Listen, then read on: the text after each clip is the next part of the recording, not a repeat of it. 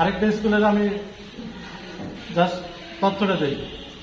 শিশু শ্রেণীতে 15 জন আছে একজন, দ্বিতীয় শ্রেণীতে 12 জন আছে একজন, তৃতীয় শ্রেণীতে 13 জন আছে একজন, চতুর্থ শ্রেণীতে 12 জন আছে 5 জন, পঞ্চম শ্রেণীতে 8 জন, কেউ নাই। 4 জন শিক্ষক, সরকারের প্রতি মাসে খরচ হচ্ছে প্রায় 2 লক্ষ টাকা। একজন টিচার আমার চেয়ে বেশি বেতন পায়, মানে একজন শিক্ষক আমার চেয়ে বেশি বেতন তুলে, যেহেতু সরকারি প্রধান শিক্ষক।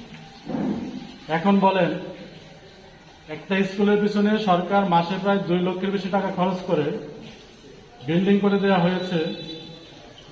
এখন সাকুল্যে ওই স্কুলে 1, 2, 3, 8, 4 সাকুল্যে ওই স্কুলে 12 জন ছাত্র আজকে উপস্থিত, তখন বেলা 11টা। আমি কিন্তু বিকালে যাই না, একদম পিক আওয়ার যেটা। এটা প্রাথমিকের উদাহরণ দিচ্ছি, আপনাদের স্কুলে গেলেও সেম বিষয়টা ধরা পড়বে কারো কারো। অর্থাৎ সকাল 11টা যখন স্কুলের পিক আওয়ার, তখন 12 জন ছাত্র উপস্থিত, হেডমাস্টার সাহেব নাই, একজন শিক্ষক পিটিআই ট্রেনিং করে, 2 জন মহিলা, একটা রুমের মধ্যে 12 জনকে নিয়ে তারা বসে আছে।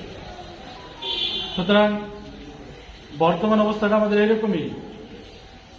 যদিও সরকারি সিদ্ধান্ত, সরকার সব স্কুল সরকারি করে দিয়েছে, এটা নিয়েও সমালোচনা করার সুযোগ আছে। আমি তো সরকারি চাকরি করি, আমি বলতে পারছি না। সব স্কুল এইভাবে ডালাভাবে সরকারি করার এটা মানে সমালোচনার সুযোগ কিন্তু থেকে গেছে।